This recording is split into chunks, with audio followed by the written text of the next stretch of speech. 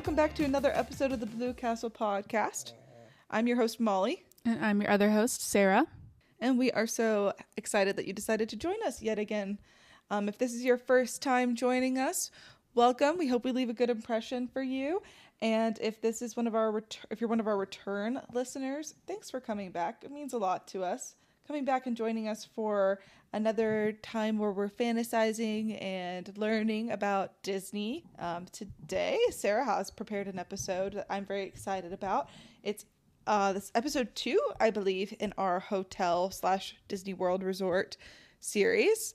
And the topic this week is Coronado Springs. Ooh, yeah, Coronado Springs. It's going to be a good time. I picked this resort partly because I feel like it's undervalued in most Disney goers' minds because of the location and all that stuff. And I just want everyone to give it a second chance, as if I've ever stayed there. I've not stayed there, but I've visited a few different times, and it's really awesome. And I also know that it's had a few different transitions in its history, so I wanted to look into kind of the why behind some of that and the story behind it and how it came to be. Yeah, and with that, you talk about it being undervalued. Maybe we should hold this episode and not release it until we've had a chance to stay there, because obviously our opinions on this, if they're positive, might cause the price of the hotel rooms to go up altogether. Yeah, we definitely have that kind of pull. No, we can say whatever we want, and it's not going to impact anything with the prices. So you are safe until we go viral, and then book your tickets before the price skyrockets. Okay. So like last time, I have a few different categories, and I just followed the same ones that Molly did. So we're going to start with just an overview of Coronado Springs, and then I'll go into the history, the food options, which, spoiler, there are a lot of food options, entertainment/amenities, and then the rooms, the grand finale of like, what are the rooms actually? Sound good?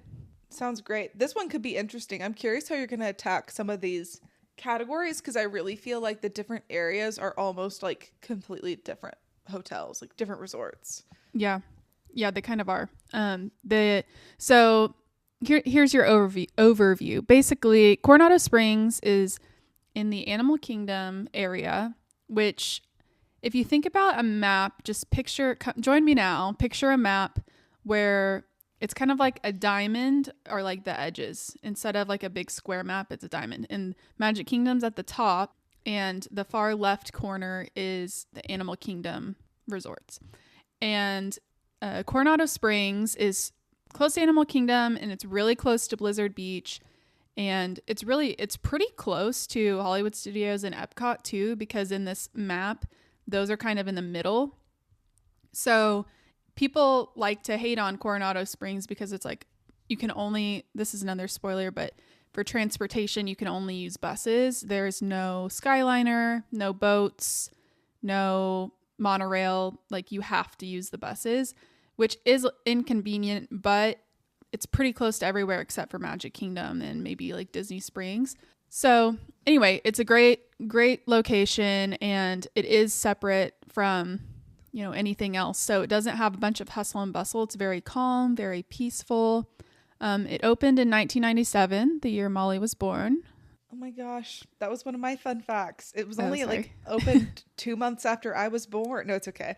It was opened 2 months after I was born, so it's kind of my soul sister, if you think about it. My twin. Wow. And that, whenever it opened, it had 3 different village styles, and I'll get into those later, but it did not yet have the Grand Destino Tower, which was built in 2019.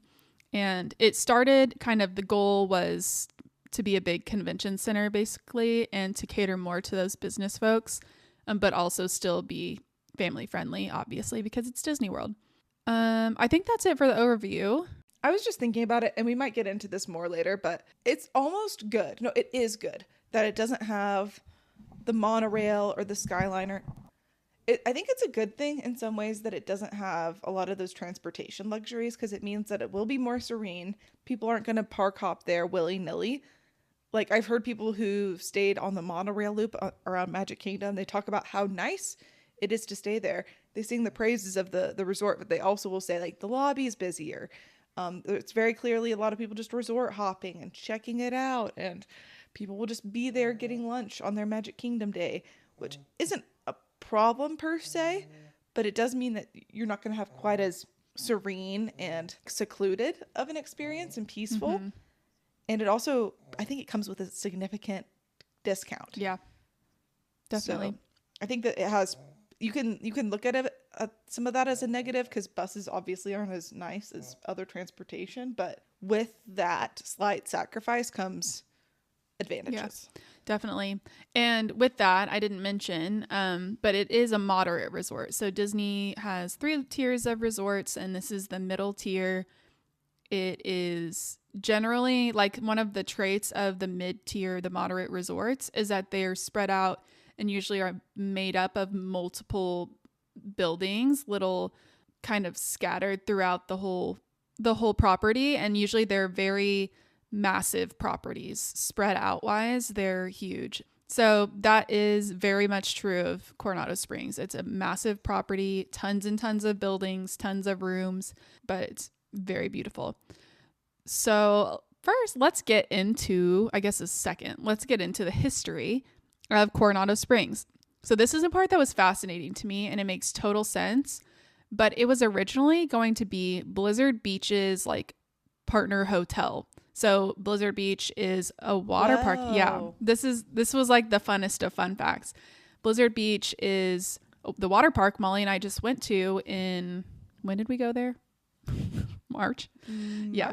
And it's a great water park, and they wanted it to have a Skyliner from they didn't call it a Skyliner at the time because this was pre-Skyliner days, but clearly they've been thinking about the concept of like, sky transportation within Disney World for a long time, because they were dreaming it up in the 90s, and it was going to be directly from Blizzard Beach, the hotel version of that, to Blizzard Beach Water Park, which would have been crazy. Which is interesting that you say that, because I learned like last week via TikTok that there used to be like a Skyliner in Magic Kingdom that would take you from like Fantasyland to Frontierland or something like that. I don't remember, but take you between the two lands. And it was set up very similarly to the Skyliners today. They took it out because of, I think it was just like low occupancy and long lines, and it wasn't really worth it. And anyway,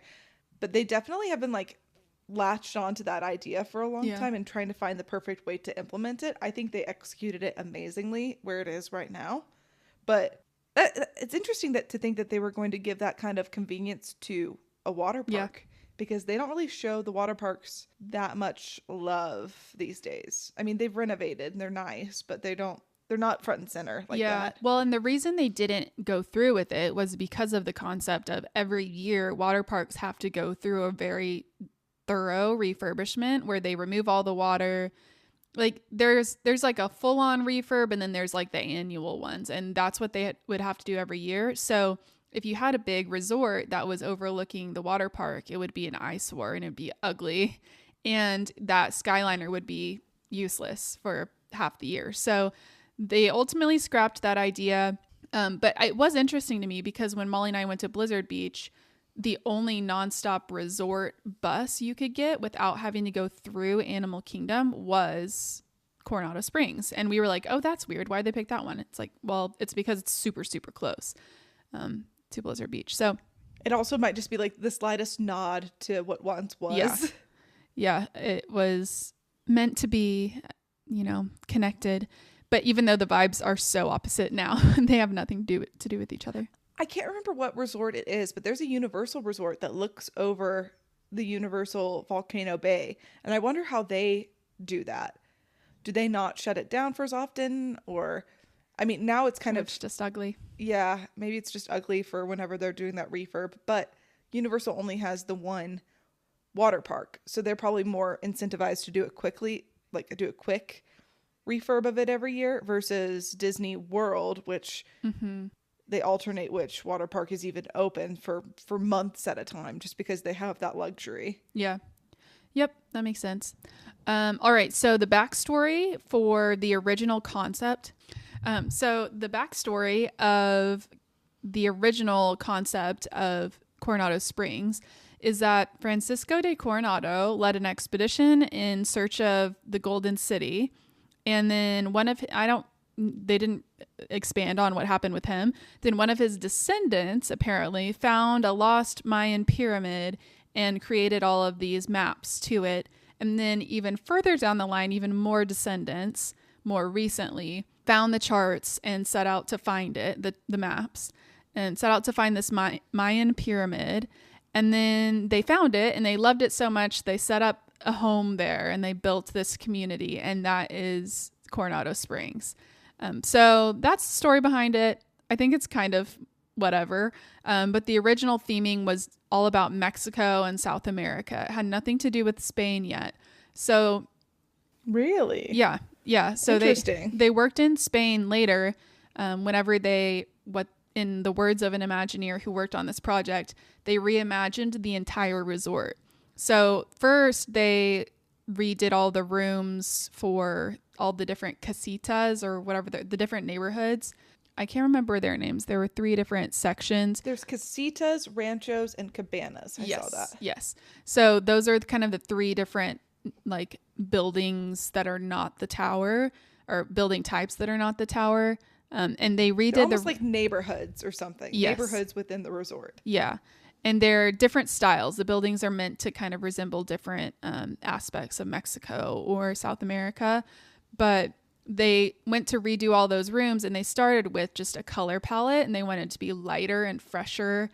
And that's when they started bringing in the concept of Spain a little bit more and working that in, because for the reimagining of that whole resort, they were also obviously including the brand new Grand Destino Tower, which had to replace one building. But it's so huge, but it's so vertical that like they only had to replace one building. Wait, when you say replace one building, do you mean like a building that had rooms in it? Just like one of the regular? That's crazy because those are not, I mean, at least from the one time we went there, I don't think of those little casita neighborhood buildings as being very big, but the Grand Destino Tower is very grand. Yeah. Yeah. It's huge. Well, and the buildings are kind of, everything's so spread out. It's so big. I think that it just, I don't know, worked out. But anyway, so I'm trying to find before and after pictures of it, like before they did the full renovation. It's kind of hard. Yeah. Yeah. I'm telling you, Coronado Springs is like, there's not much written about it. It's so under the radar. I don't think Disney people or Disney media really does much to cover it. Other than obviously like the rollout of the new tower, that was a big deal, but kind of the original stuff, it's really not out in the world that much. But yeah, can't find anything. Yeah, the history around Grand Destino Tower and the story there was that Walt Disney was good friends with Salvador Dali, who is an artist, and they actually, I think they started to, maybe didn't finish, but now you can see a short film that they put together. So a lot of that short film is kind of woven into Grand Destino Towers in subtle ways. And their goal, they wanted a more sophisticated connection back to Disney IP. Like, so I found, full disclosure, I found a YouTube video where someone was interviewing one of the lead Imagineers on the project for Grand Destino. And a lot of these are direct quotes that I wrote down that he said. So the fluidity in the short film that was by Walt Disney and Salvador Dali was kind of a major inspiration for the vibe and the look of the interior. So he talked about water and fluidity a lot. So it inspired the push and pull of the arches of the tower, along with Barcelona and Spain.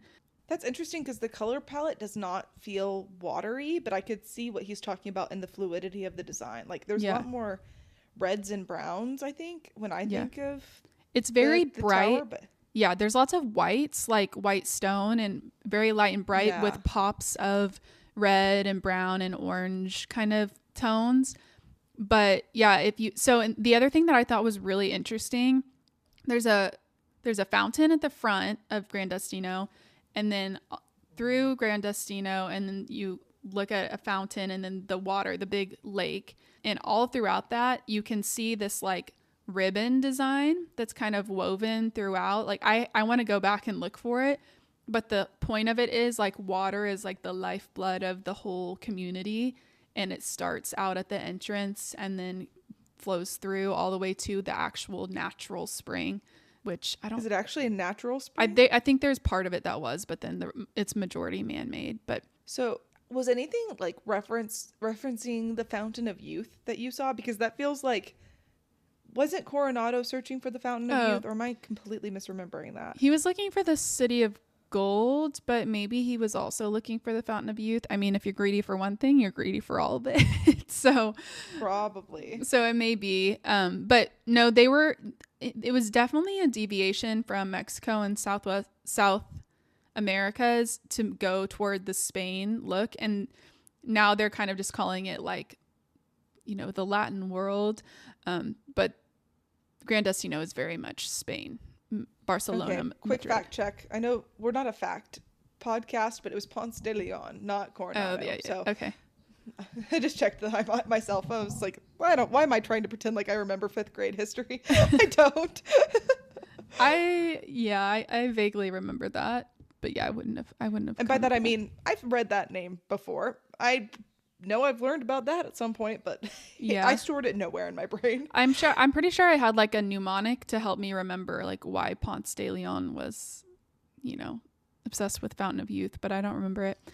Anyway, that's the majority of the history I had. I thought it was super interesting about the concept of it. Originally supposed to be like Blizzard Beach. The other thing I learned is whenever they scrapped the Blizzard Beach hotel idea, we were kind of doing research around the same time, and that came up with the result that they needed more convention space at Disney World. So that's kind of why that was another reason for the pivot. The other thing is, was Blizzard Beach always Blizzard Beach? Because the theme of Blizzard Beach does not really tie at all to the old Coronado Springs theme or the new one. Like it's not really Spanish, Mexican. Yeah, Those are kind of two random themes to tie together. Yeah, so Blizzard Beach came first, and then they were going to do Blizzard Beach Hotel, and then they decided to scrap Blizzard Beach Hotel and make it a totally separate thing. Like, I think that the theming for Coronado Springs was because they realized they needed a convention space and they wanted it to be something more mature. So at that point, did anything say what the original theme was supposed to be when they were going to be tied together? Because it was going to be a Blizzard Beach Hotel. What do you mean? Oh, when you said Blizzard Beach Hotel, I thought you meant like it's just the hotel for Blizzard Beach. I still pictured it being Coronado Springs. No, it was supposed to be a like alpine themed hotel. Very different. That's cool. Yeah. Sorry. I thought that was obvious, but no, it probably was. I'm just stupid. well, if you didn't get it, somebody out there also didn't make the connection. So, all right. So that's all I have on history.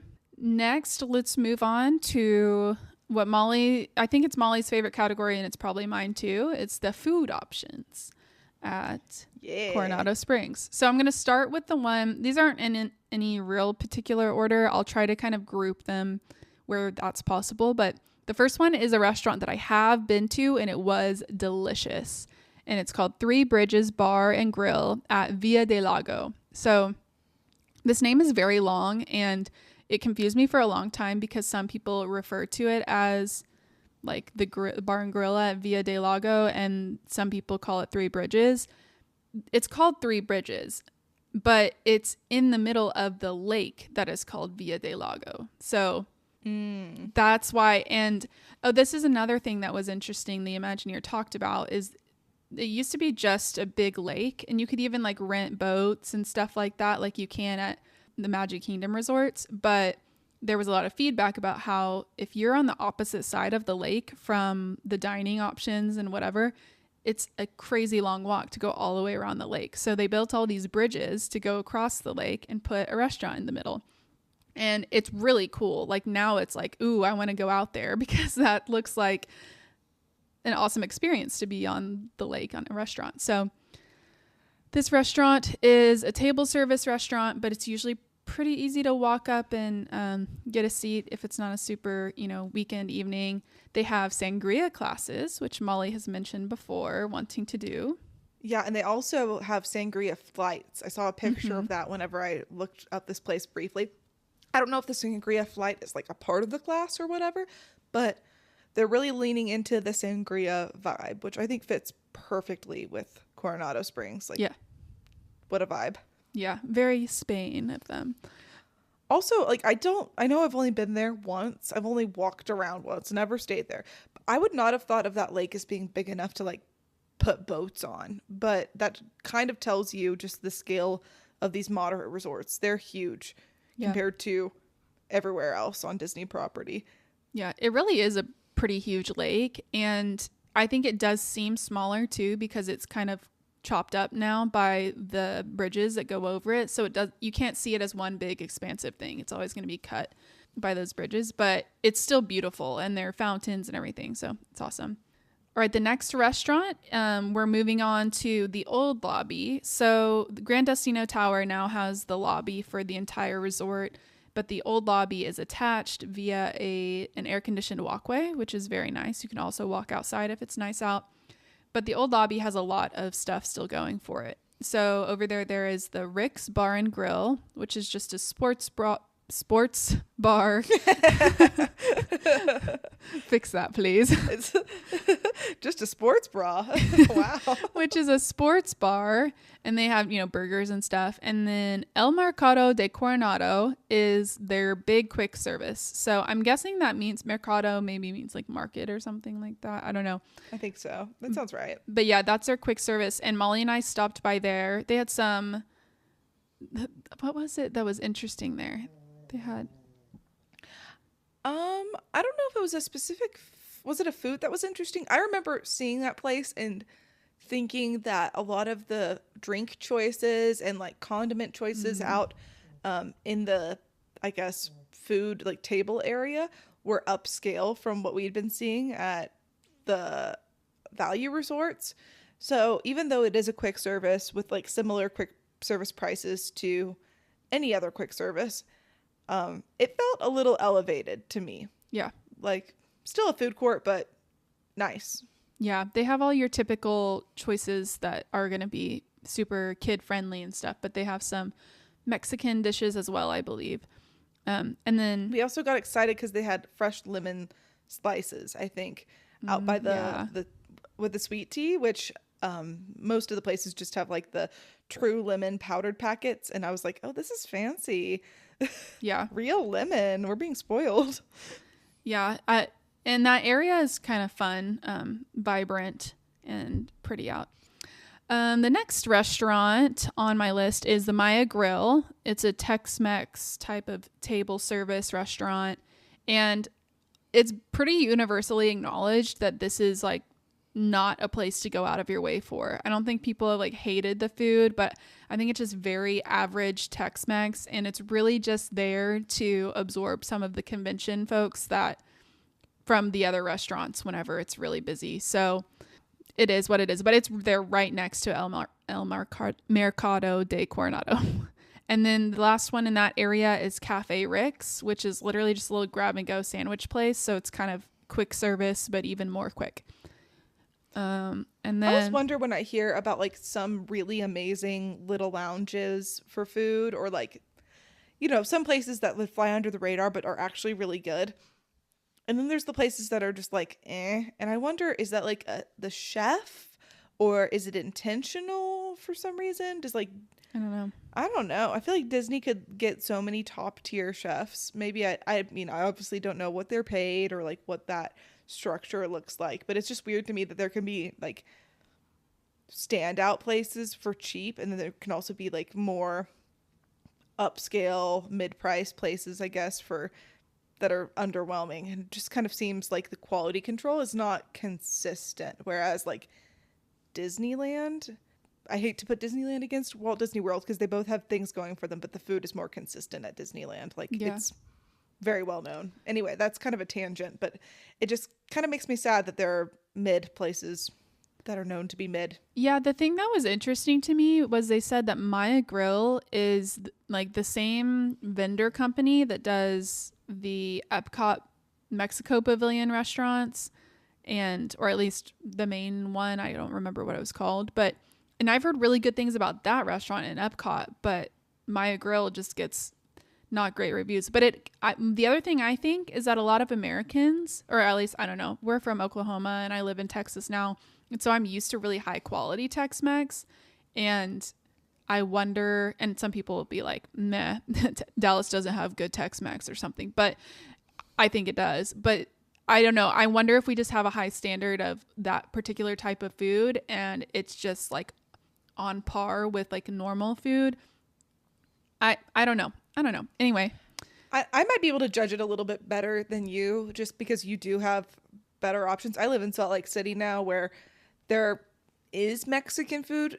Tex-Mex not very good. There's a lot of mole here, what some people would call more authentic Mexican food, but I don't know. I don't think there's as good a variety. Like when you think of places that have like good queso blanco, that's not what we have. So maybe I could judge it a little bit more based on like if they're going for real Mexican food. I think I've had some more of that here because it's like the only option. I miss Tex-Mex. It's so good. I'm hungry. All right. The next location for food is by the pool. And I'll get into the pool a little more later. But this place is called Siesta's Cantina. It's basically the pool bar. And I think it has a pretty good reputation for having some good little snacks and fun drinks. There's another bar outside the main lobby right on the water. Kind of if you're looking from Grand Destino Tower toward Three Bridges. I think it's over there on your left, but not too far. And it's known for, this is the same like thing you can get, I think also at Maya Grill, and it's called Wachos, which is waffle fries, but done up like nachos. So that's kind of their like, that's weird. Yeah, it's like their gimmicky thing, but apparently they're really good. So I'm interested to try. Are they savory? Yeah. They're like are the waffles themselves? Waffle fries. Waffle fries. Yeah. I just heard waffles. I was like waffle weird. Nachos. Weird. It's kind of like tachos, but just fried in a different shape. That sounds good. Yeah. Yeah, I want to try those for sure. So those are all the kind of, I don't know, Three Bridges is pretty new, but a lot of those are some of the old kind of OG restaurants and places you can go. Now we're headed back to the tower, the Grand Destino Tower. And these are the new places. And these are the places that have a lot of hype, a lot of buzz, a lot of people talking about them because they're new and fresh and they're supposed to be really good. So the first one is Toledo, tapas, steak, and seafood. So this is the very nice restaurant that's toward the top of Grand Destino Tower with beautiful views, and it has a really cool atmosphere. And it's not a signature like fine dining restaurant, but it has that signature feel. So it's not quite as expensive as some of those bougie restaurants, but it definitely that is a common theme of Coronado Springs. Yeah. Like just teetering on being the deluxe, teetering on being the signature, but not quite as expensive. So yeah. I'll take it. Yeah, and it's not, a lot of those fine dining experiences are fixed price where you just pay one thing and you pick from this menu, whatever. But this one, you can just get what you want. So you can make it so it's very affordable and have a really great experience. And then I think upstairs from Toledo, probably with a matching or a shared kitchen, I would guess, is Dahlia Lounge. And again, it has a beautiful view, beautiful atmosphere, great drinks. They're very known for their different cocktails and mixed drinks. I'm sure they have great sangria up there too. And it's open really late, convention center vibes, you know, it's going to be very classy and nice.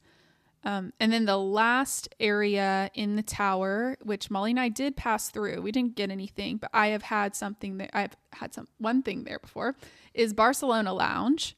It is downstairs, kind of just downstairs from the main lobby in the atrium area.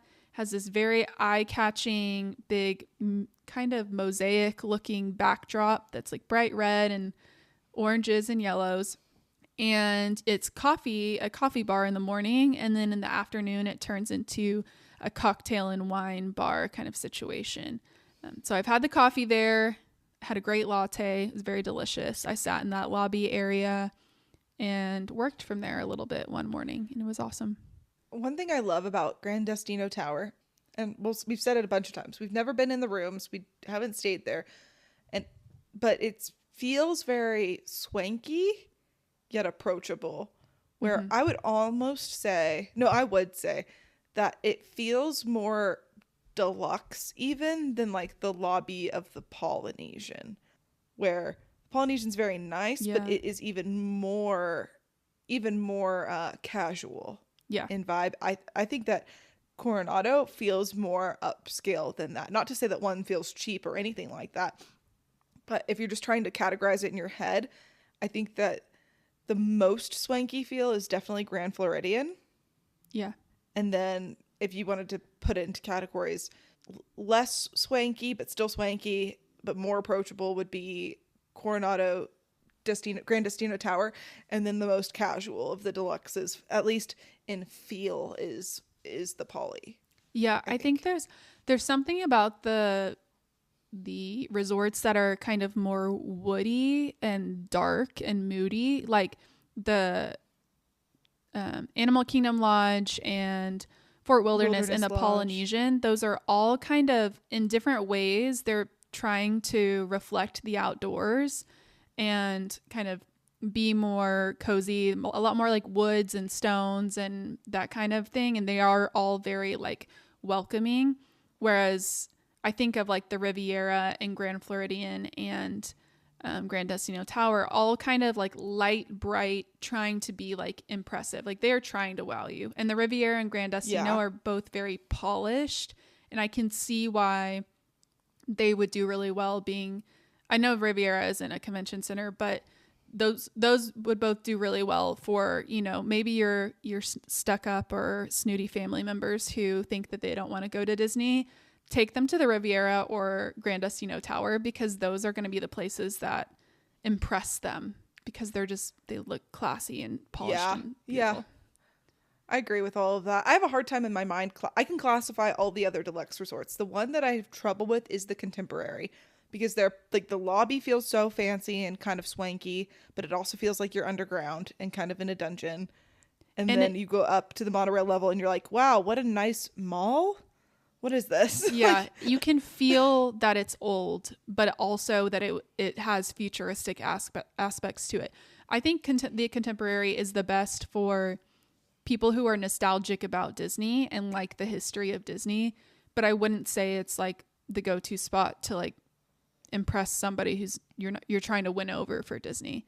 There are a lot of things about it that are mhm. going to be quirky, and it's loud, whatever. But anyway, that's the Contemporary.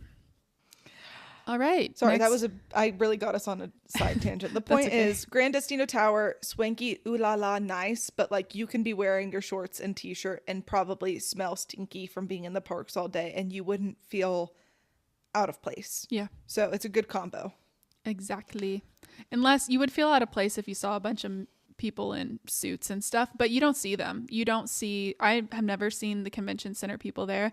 I think they're literally in the convention area and then they go back to their rooms. And when you see them, they're changed into their vacay outfits. That's my guess. Anyway, let's move on to the next category, which is entertainment and amenities.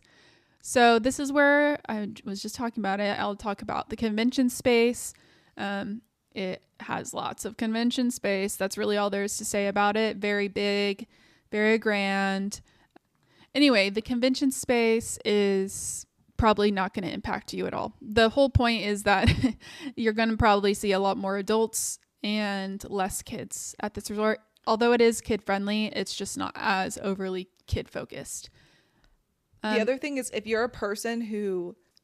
don't want to see someone wearing a business suit or people like, what's networking, if that would like pull you out of the vacation vibe, if that's like a full on no no for you, this might not be the place. I mean, not yeah. that we've seen a lot of them, but I have heard it's pretty common, especially like in the early to late evenings, to see people like, you know, colleagues eating cocktails and talking business at dinner. And if that's not the vibe, where for me, it might not be. I want to try it, but I do prefer a full on vacation vibe.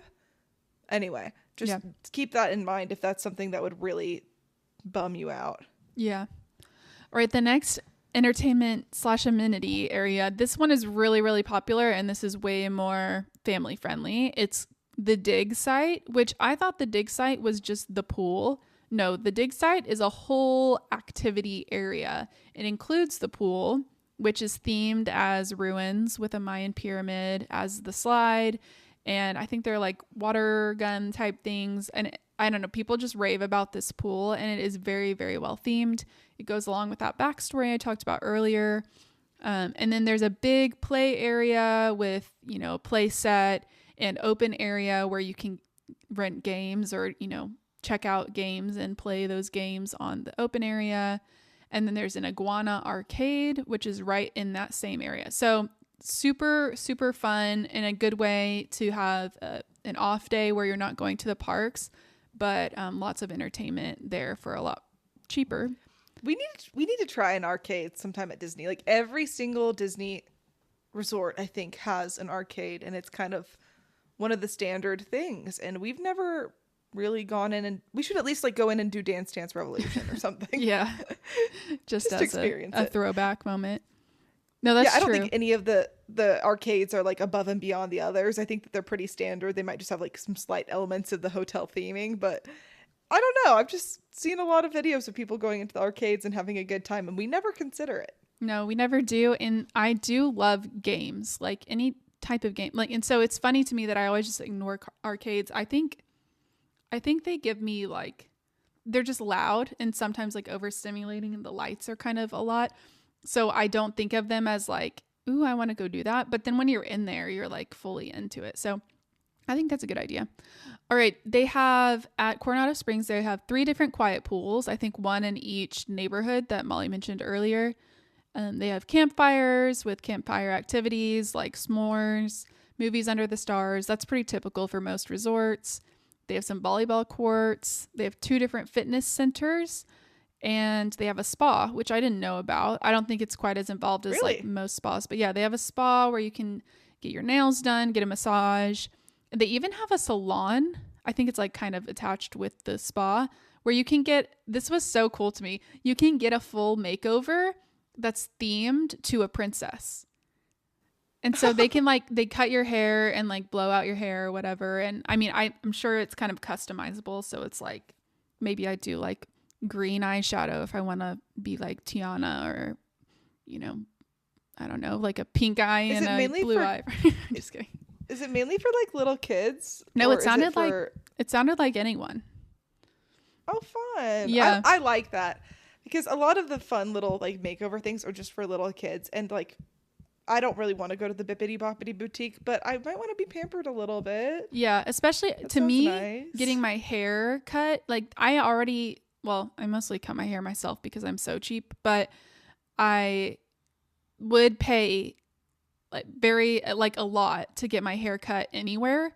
So I'm like, if it's going to cost me $150 in Dallas and it's going to cost me $200 to get it done at a Disney resort, like not that different, but I still get to kind of experience something new and go somewhere new. So I think that would be definitely something I'd be interested in, especially if you can get it cut and, done before an evening at Toledo or something where it's like, ooh, they fixed my hair for me too. So it was part of like the whole experience, Yeah, you want to maximize. If you're going to be spending money like that, you want to feel like you got every advantage out of it that you can. Yeah, you don't want to put it in a ponytail and go to the park and get it destroyed. Definitely not. All right, the last thing with amenities I already talked about, bus transportation. There's an internal bus loop. So I'd say this is the biggest downside of Coronado Springs overall. And we talked about it before already, but we didn't mention the internal bus loop has 4 stops. So there's 3 stops, 1 at each of the neighborhoods, and then 1 at Grand Destino Tower. So just internal to their own, place, it can be a long time where you're waiting for a bus, and buses can fill up before they get to your stop. So I think normally they go counterclockwise, if I remember right, which means it starts in the far right neighborhood and then it ends at Grand Destino Tower. So if you're staying at the tower, you might have to wait on several buses just to get one that's empty. I'm sure at the beginning of the day they have it worked out so that, it's pretty standard that you're going to get right on a bus, but midday stuff, that might get pretty frustrating. So something to keep in mind. Yeah. Yeah. All right. Second to last category, we have rooms. And I didn't mention we have fun facts as the final category today. But for rooms, Molly mentioned these before. There are the casitas, ranchos, and cabanas. Ranchos. Yeah, which are different villages or neighborhoods. And they have a variety of different room styles with, suites or just standard rooms with, variety of different accommodations. And they start usually around $300. You can maybe find them cheaper very rarely. And then some of the suites, there's a 6-person suite that's $1,100. So, and then they get even more and more expensive because they have some really huge ones. But generally, most of the time, normal room, you're looking at about $300. So, decent. I was just trying to compare the price to what we are paying for Wilderness Lodge in September. And I'm looking back for what I owe you. Do you remember how much the Wilderness Lodge is per night through DVC rental store? I don't remember. I have too many random things booked right now to keep it all straight in my head. I feel like it's about the same price as the deluxe through DVC rental store. So it's not like if you would have done it through DVC rental, then it might not be cheaper. But if you want to go through Disney and going through third party scares you or whatever, then this would be a good way to get like a deluxe experience for a moderate price. Yeah, agree. And then moving over to the tower, because let's be real, if I stay at Coronado Springs, I want to stay in Grand Destino Tower. And actually, it's not that much more. I would think, especially considering it feels like a deluxe, it would be more. But usually it's about $400 to $450. So, very reasonable for the deluxe feel, in my opinion. Yeah, I was just looking into it, and you can get a king water view for September for a few weeknights in the tower for like $315 a night, which is not bad. Only problem, if you want to call it that, is all that I can see that's available are king bedrooms, not the ones with 2 queens. So if you want 2 queens, you might need to book earlier. It's interesting. I haven't seen a lot of Disney resorts with a single king bed in a room, which is probably because of the convention center. Well, convention center, and it's also maybe a little bit more of an adult experience than like, these are not rooms that are set up for families, really. No, exactly. Yeah, and I think that what was I going to say? I don't know. I think that September, that's the other thing. You said September, and that is a cheaper time of year, as well as like February is the other kind of cheap time of year. So that's why I went with the 400 number, because I was like, more often than not, it's going to be around the 400s and not 3. But you can find better deals out there, just if you're willing to go kind of off the normal times. All right, so last thing I wanted to mention on the rooms and that kind of situation is that this is the only Disney moderate resort that has a club level, which, again, shouldn't surprise us by now. That's just this type of resort. It's basically a deluxe, and the cheapest club level option is around $600. So that's a very affordable club level option. And club level just means you get access to the club, which is, in this case, I think it's called Kronos Club, and it's upstairs, kind of around the same area as Toledo and the Dahlia Lounge, and it has beautiful views of the fireworks that you can get to any time of day, and it has food brought out for different times of day for breakfast and I think afternoon snacks and like a dinner time. And from what I hear, for all the club level stuff at Disney, it's usually like small bites, but usually it's enough like real food that you can make a full meal out of it. So it's basically like a buffet meal. Which you would want to do if you're spending an extra $300 a day on your room. I would be like, okay, so my food budget just went down to zero. I guess we're going to go back to the club lounge for every meal. Affordable in quotation marks. It's still very expensive. Yeah, I think a lot of this is probably people paying for, like, it's being paid for by their company to send them to a convention, and maybe the execs or somebody gets the fancy club level. But if you do it, invite us along. We'd love to join. All right. Last section is fun facts, and I think Molly's going to kick us off on the fun facts. You have them ready? So I don't even know if they're like fun facts. I told you before we started recording, I couldn't find as many, and I didn't want to spoil most of the episode, but what I found are more of my opinions than fun facts. There are multiple different areas to Coronado Springs. Gran Destino Tower, obvi. Also the casitas, ranchos, and cabanas. The casitas, it said, were designed to look like kind of more urban areas. Like I think it was like Santa Fe and like maybe Mexico City inspired a little more, like what you'd see in a city.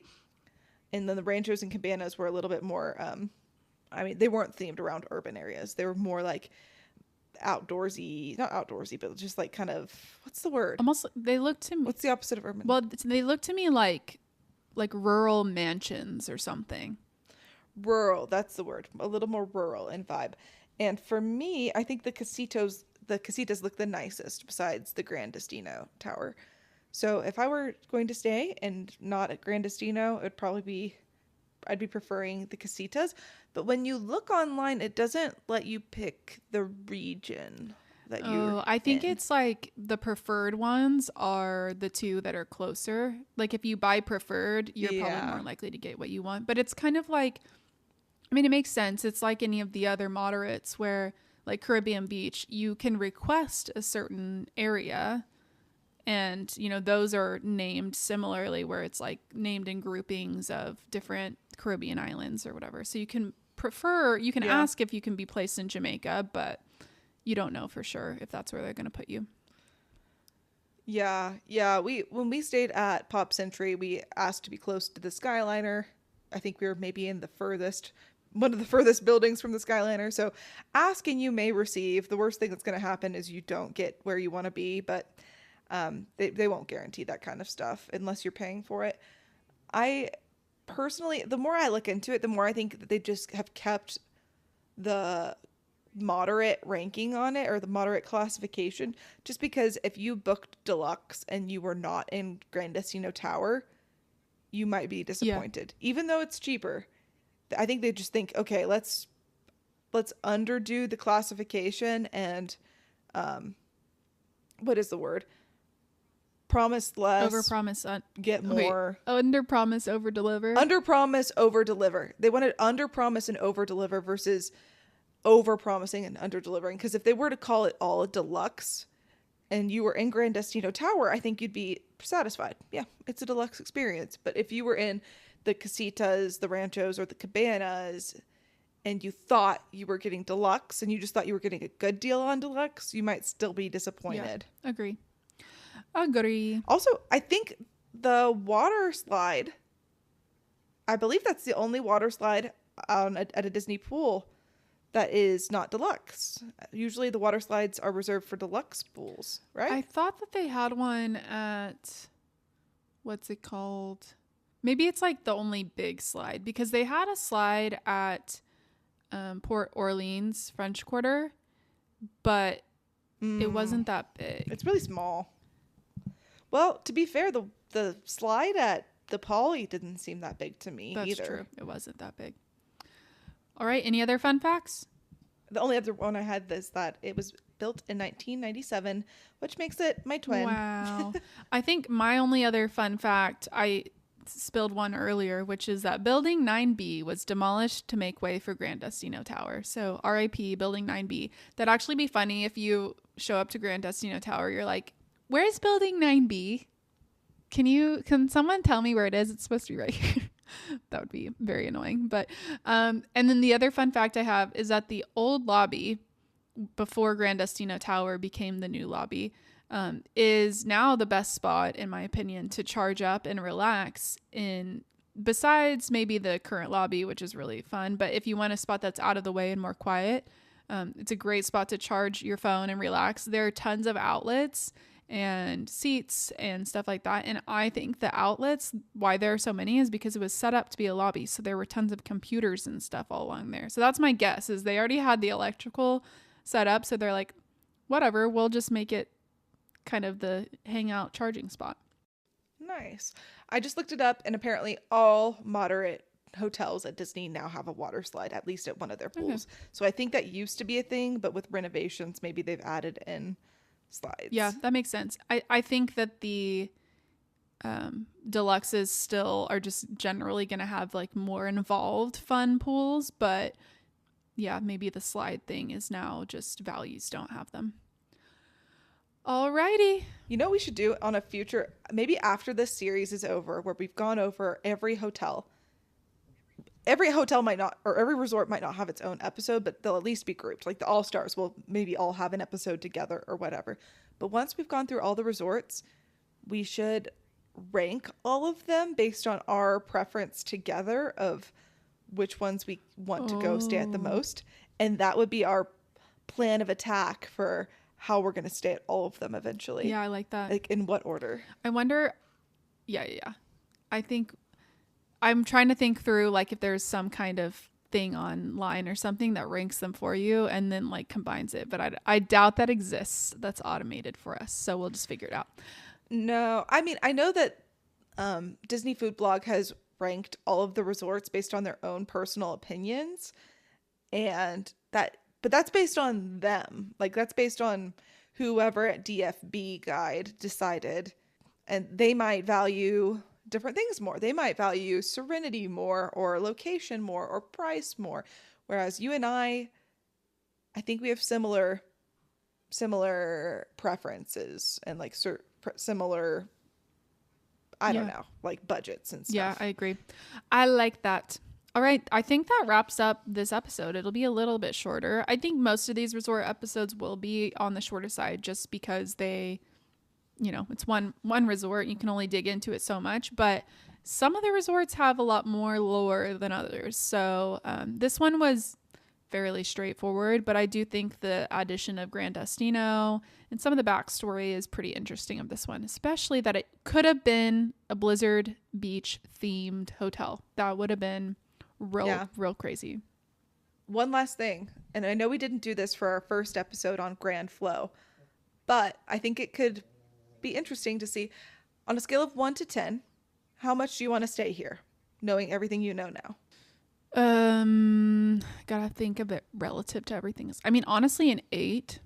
I really want to stay here. That's what I was thinking. Because part of it is like 8. I picked this one to talk about because I want to stay here, so it is going to be high. But I want specifically, I want to stay at Grand Destino, and I want to have like resort days. Okay, and then call back just so we have rankings on all of them. How much do you want to stay at Grand Flow based on what you learned last episode? Are we considering price? Yes, considering everything, all in. I want to say like 7.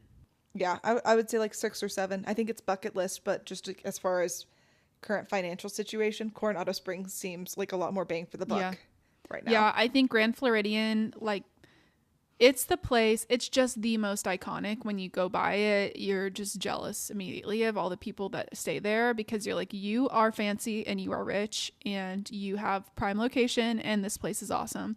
So Grand Flow has that going for it that Coronado Springs could never, but Coronado's got a lot. Grand Destino is a vibe. So yes. Grand Flow might be the longest episode we do on a single resort just because there was so much like to cover. Yeah, I think some of the other Magic Kingdom area ones could, but we'll see. Yeah, we'll see. All right. I think that's going to be it for this episode. Thanks for listening, everyone. This was a fun one. Yeah, it was fun. It was a good time. Hola, and thank you for presenting all this to me. They said, thank you for presenting all this information You're to welcome. me on a silver platter. Hola and adios, castle Adios. dwellers. Casita dwellers. Adios. Adios.